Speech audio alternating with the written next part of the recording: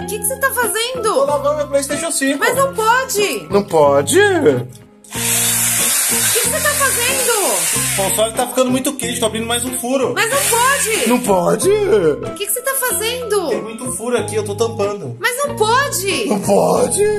Como você viu, você não deve fazer isso. Isso faz parte aí dos conselhos da internet, ou seja, conselhos óbvios de coisas que ninguém vai fazer com o título "Não faça isso". Mas esse vídeo tem um propósito um pouco diferente: inverter o próprio título desse vídeo e dizer o que você deve fazer para aumentar a vida útil dos seus consoles.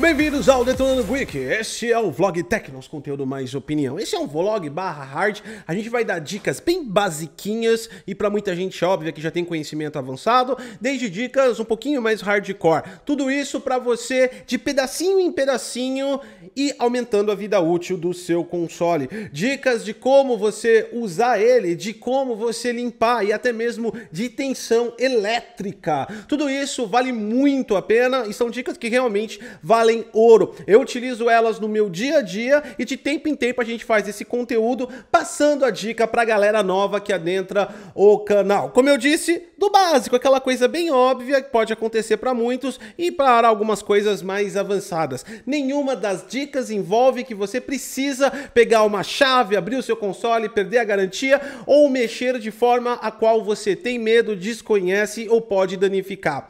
Tudo é em pró a você melhorar e aumentar a vida útil do seu console sem você fazer nenhum tipo de caquinha. Deixa o like, se inscreve no canal, compartilha essa informação. Esse é um vídeo que ajuda muita gente, ajuda, engaja realmente para chegar o conhecimento para a maior quantidade de pessoas possível no YouTube. E se você quer ir além de mais mesmo, ir mais à frente, pode participar da nossa campanha no padrim.com.br/detonandogeek. Também no nosso pix, @detonandogeek.com, se tornar membro desse canal ou deixar aquele valeu. Retribua aí, se te ajudou de alguma forma, retribua esse canal que é independente, porque realmente a gente depende muito dos nossos inscritos. Aliás, esse conteúdo é provido graças à galera que apoia o canal. Muitas vezes ainda eu vejo algumas discussões até um quanto tolas em relação ao posicionamento do seu console. Há alguns que digam que é melhor deitado, há outros que digam que é melhor em pé.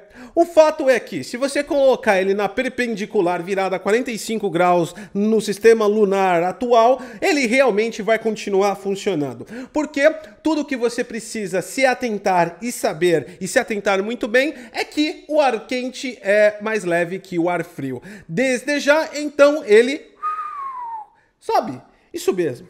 Sistema de airflow é uma coisa que todo mundo tem que ter um pouquinho em mente. Não precisa você ser um engenheiro, mas você precisa ter isso em mente para cuidar bem dos seus aparelhos. As dicas valem para todos os aparelhos. Todo mundo se preocupa muito com o console, mas tudo na sua casa que é ligado na tomada gera calor, ou seja, energia. Passou energia, gera calor. Dessa forma, vamos dar uma dica aí em relação ao posicionamento dos consoles. Coloque da maneira que você quiser, desde que não tampe a saída de ar quente nem a entrada de ar frio. No caso do Xbox Series S, como você já está vendo, acontece pela lateral e pela parte interior. Também tem um pouquinho na parte superior. Mantenha tudo sempre afastado e com a corrente de ar passando normalmente. Você não teria problemas nenhum fazendo dessa forma em qualquer posição que você coloque o console.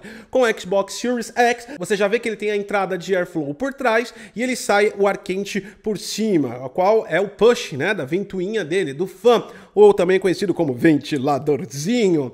Dessa forma, ele sai por cima, é só você manter ele afastado de tudo. Uma dica que a gente dá, e isso serve para o Xbox Series X e principalmente também para o PlayStation 5, que é mais alto, que o PlayStation 5 puxa o ar pela frente e solta por trás.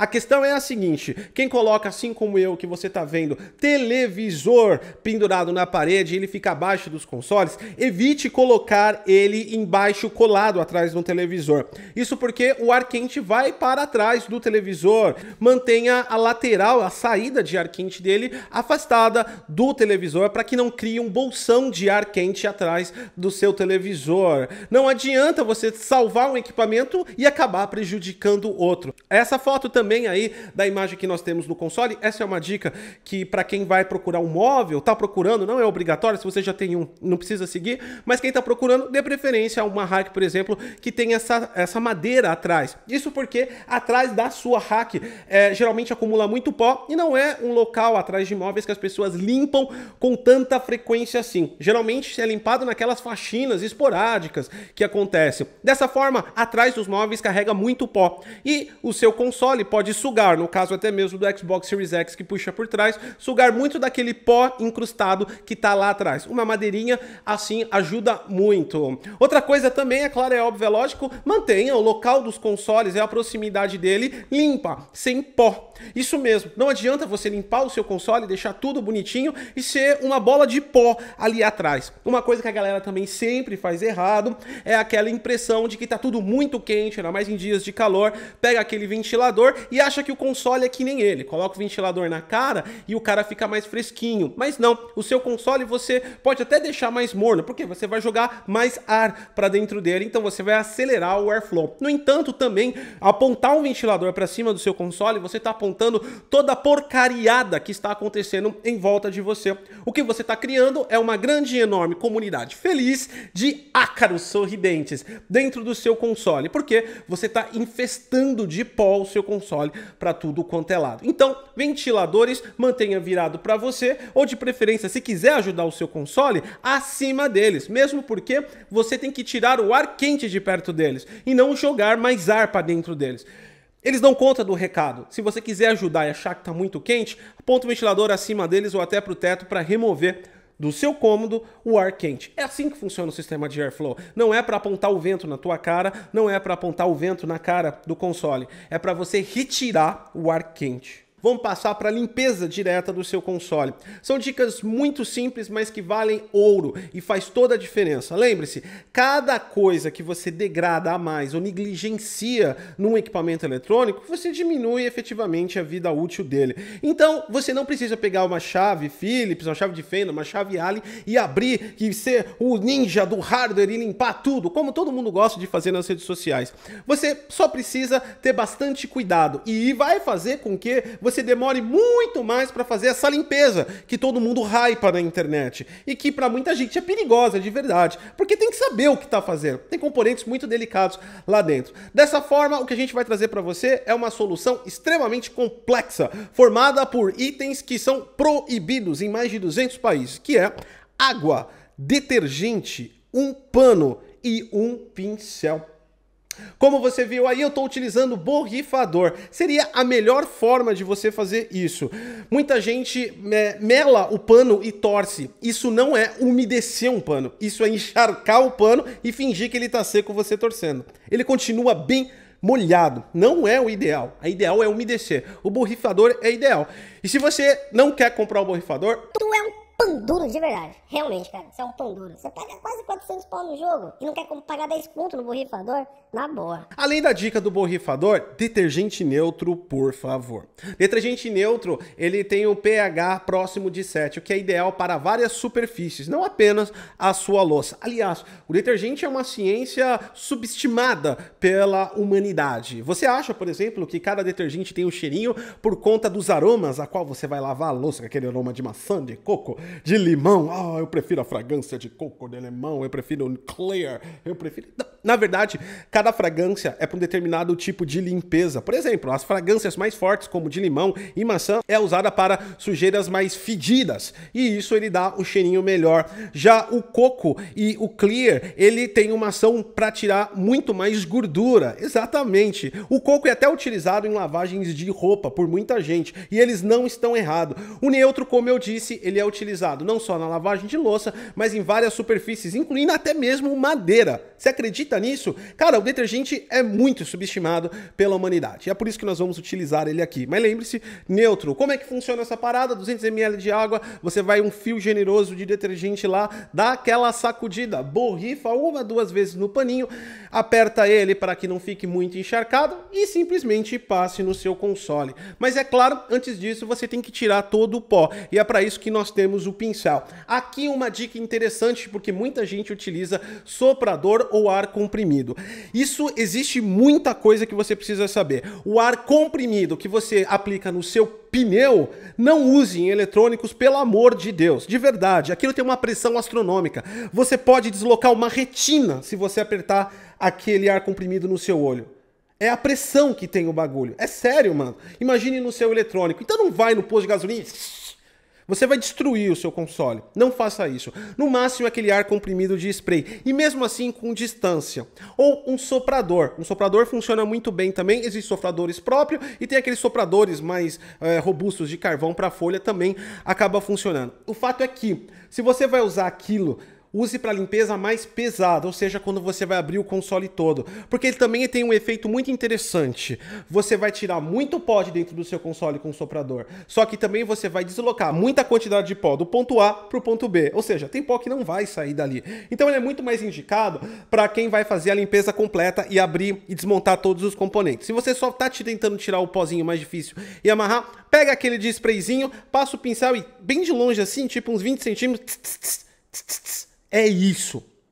E não coloca aquela desgraça de pneu no seu console. Mano, você tem noção que um pneu sustenta toneladas de um carro? O ar tem que ser muita pressão para subir um carro.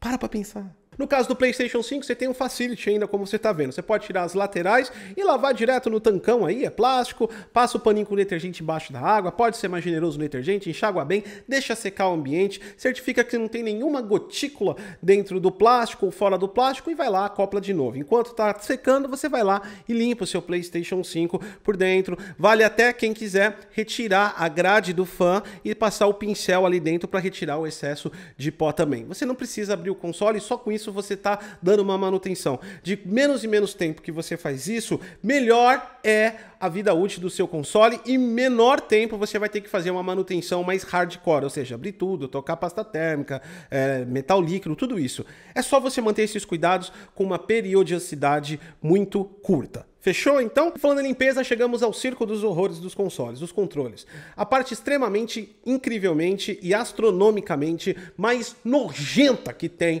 no seu equipamento. Sim, o controle está direto na sua mão o dia inteiro. E sua mão é um proliferador de porcarias diária. Não, mas eu limpo. Não adianta. Sua mão é um proliferador constante de lixo. E você come e segura no controle. Você pega o salgadinho gorduroso e segura no controle. Você não lava a mão a cada 35 segundos. Se você fizer isso, então esquece essas dicas. Mas caso você não faça, é uma porcaria nojenta o seu controle. Ai, mas você tá me ofendendo. De todos. Então, muita atenção, esfregue muito bem, passe muito bem o pincel nas arestas e vale até você usar um cotonete umedecido como nós estamos fazendo aí. Mas prenda bem as cerdas do cotonete para ele não ficar soltando, tá bom? Então você vai lá, umedece e vai passando. Limpa muito bem esse cara. Dedica a parte da limpeza maior ao controle, porque ali tá o cerne da sujeira.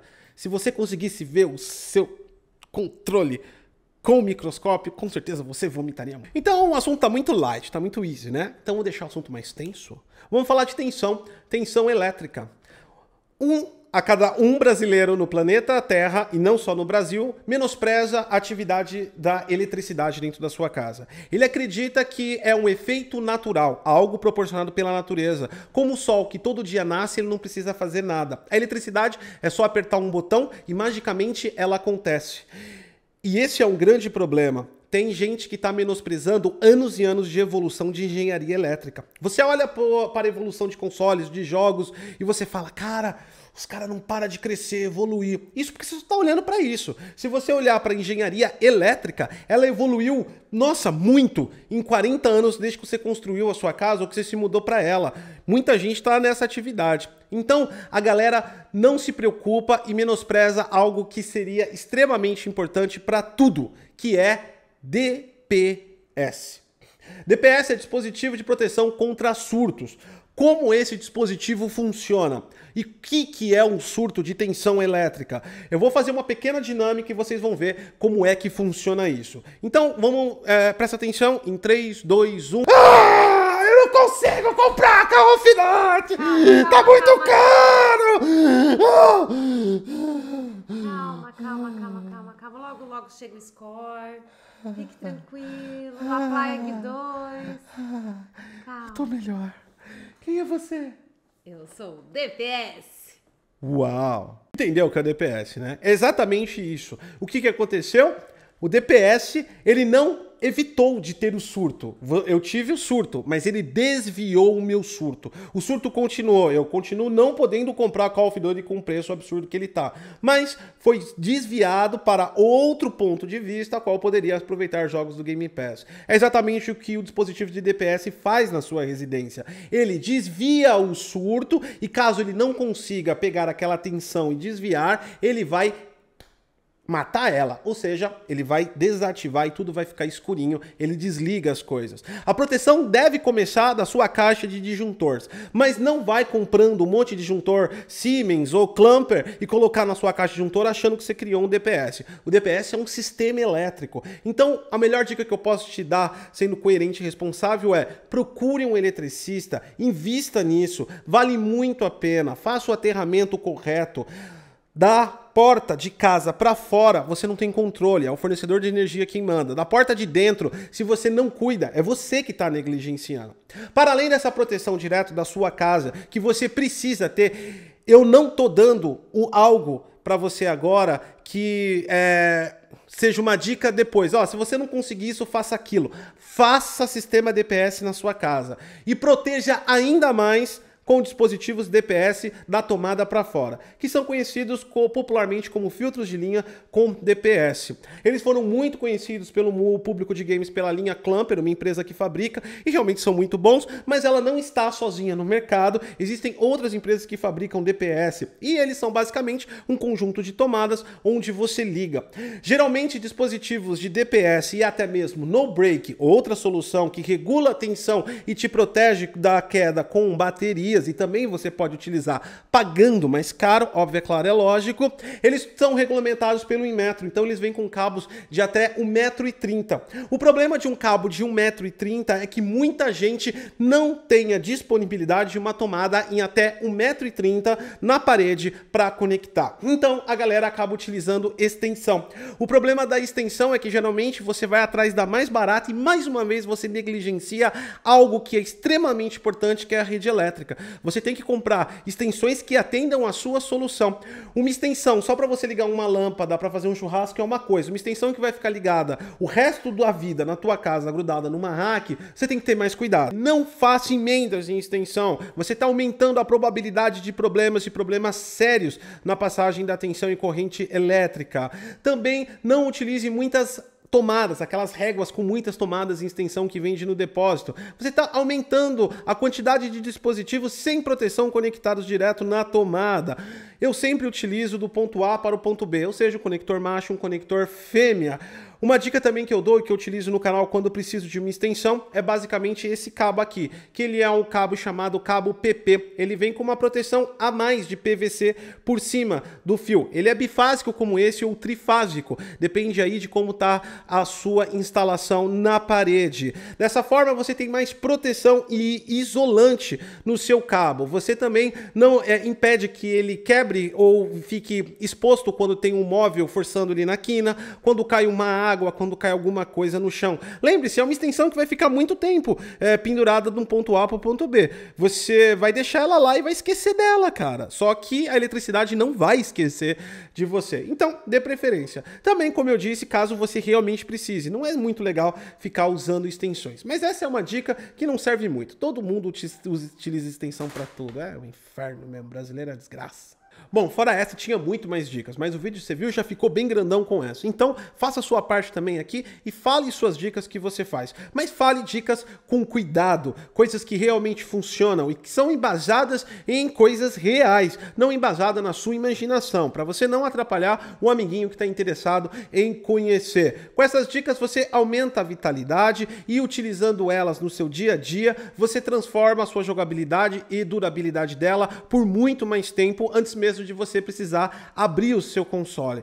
Uma hora nós faremos um vídeo abrindo tudo e mostrando para vocês, mas está muito cedo ainda para a nova geração, 2020 para cá. Muita gente já está comprando console, se você comprou no Day One, não precisa fazer isso agora, tá bom? Deixa o like, se inscreve no canal, compartilha essa informação. Eu sou Goticose e até a próxima.